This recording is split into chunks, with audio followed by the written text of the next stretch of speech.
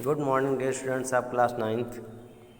Yesterday we have read a new lesson, The Kingdom of Fools, that is linked to the Hindi story Andheri Nagari Chaupat Raja.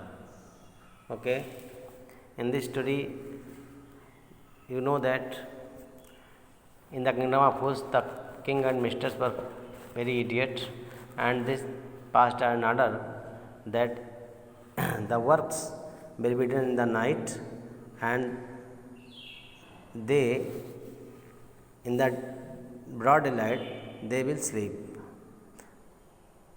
I mean to say that they change the day in the night and night into the day. When the Guru and Chela came in the city, they found that in the broad daylight everyone was sleeping, and when evening falls, all the shops are open and all the works began to run. And when they went to the market, they found that the same rate of everything, single ditto. Okay, now I am going to read the next paragraph. Please associate with your book.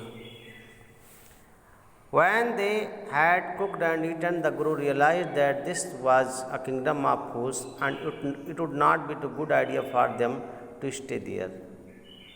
जब वो लोग खाए तो गुरु ने महसूस किया कि ये राजधानी जो है मूर्खों की है और यहाँ रहना ठीक नहीं है.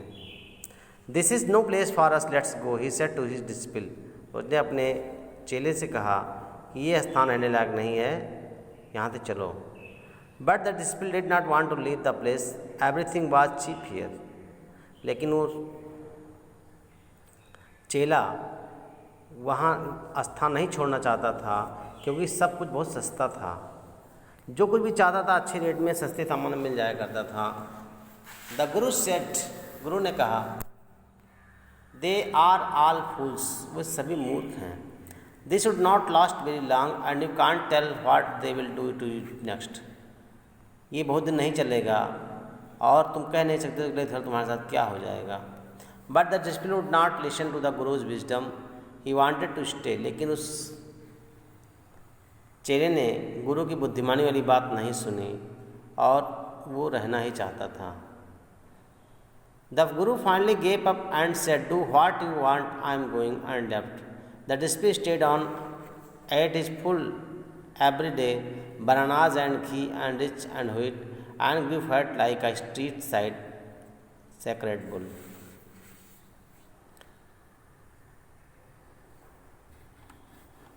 चेले ने गुरु की बात नहीं सुनी, वो रुक गया. गुरु चले गए और कहा मैं जा रहा हूँ.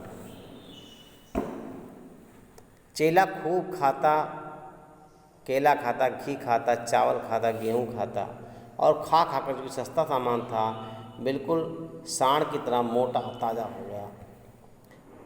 One bright day a thief broke into a rich merchants house. एक दिन में, क्योंकि सब लोग दिन में सोते थे, दिन में एक चोर ने एक धनी व्यापारी के घर में चोरी कर ली. He had made a hole in the wall and sneaked in. उसने दीवार में एक छेद किया और उसके अंदर घुस गया. And he was carrying out of his लूट, और सब सामान चुरा लिया. The wall of the old house collapsed on his head and killed him on the spot. लेकिन घर का दीवार जो है बहुत पुरानी थी, दीवार उसके सर पर गिर पड़ी और वो मर गया. His brother ran to the king and complaint.